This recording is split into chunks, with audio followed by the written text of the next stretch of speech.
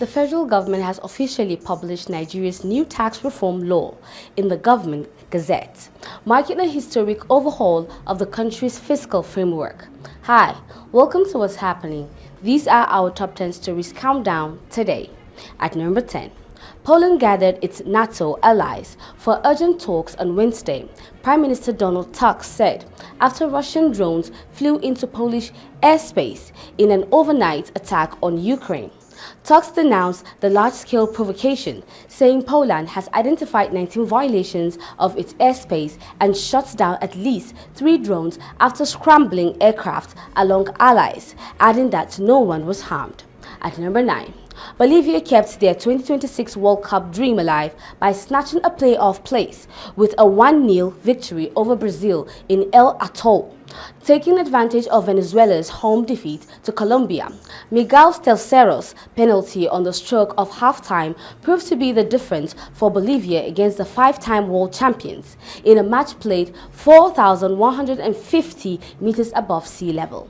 At number 8, some petrol stations in Port Harcourt City have returned to business following the suspension of the strike declared by the Nigerian Union of Natural Gas Workers. A news agency of Nigeria survey conducted around the Port Harcourt metropolis on Wednesday showed that many petrol stations were open for business. Recall that NUPENG directed its members to embark on strike over alleged anti-labor practices by Dangote Refinery. At number 7, the Oyo State government has approved the hosting of Nigeria's under-20 women's national football team, the Falconets, ahead of their 2025 FIFA Under-20 Women's World Cup qualifying match against Rwanda. The return leg fixture is scheduled for Saturday, September 27th at the Lekon Salami Stadium, Ademashiba, Ibadan. At number 6, power supply was disrupted across the country on Wednesday following the collapse of the national grid. The disruption happened around 11 a.m. and 12 p.m., with the megawatts generated dropping significantly. Several distribution companies announced the disruption of power in their areas. The Port Harcourt Electricity Distribution Company and the Abuja Electricity Distribution Company attributed the disruption to a loss of power supply from the national grid. At number 5, the federal government of Nigeria, in partnership with the governments of Germany and the European Union, officially launched the €18.3 million Use Vastad project on Wednesday. The project is a 4-year initiative aimed at transforming Nigeria's agricultural sector through climate-smart practices, job creation, and inclusive value chain development.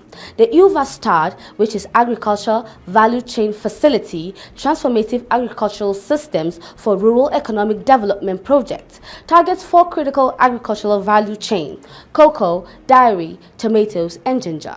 At number 4, in a major step towards a clean energy future, the federal has signed a comprehensive country partnership framework with the International Solar Alliance. The agreement was formalized by Nigeria's Minister of Power and ISA Director General Mr. Ashish Khanna at the ISA 7th Regional Committee meeting for Africa, hosted in Accra, Ghana, from 2nd to 4th September 2024.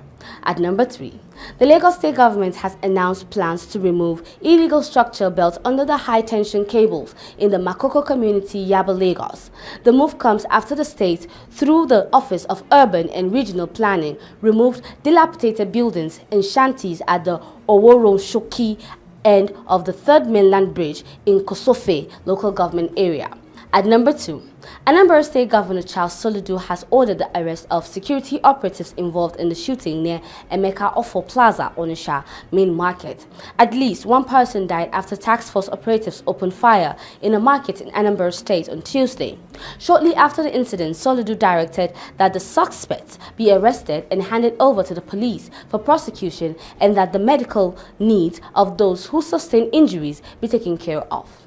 And at number 1, the federal government has officially published Nigeria's new tax reform laws in the Government Gazette, marking a historic overhaul of the country's fiscal framework.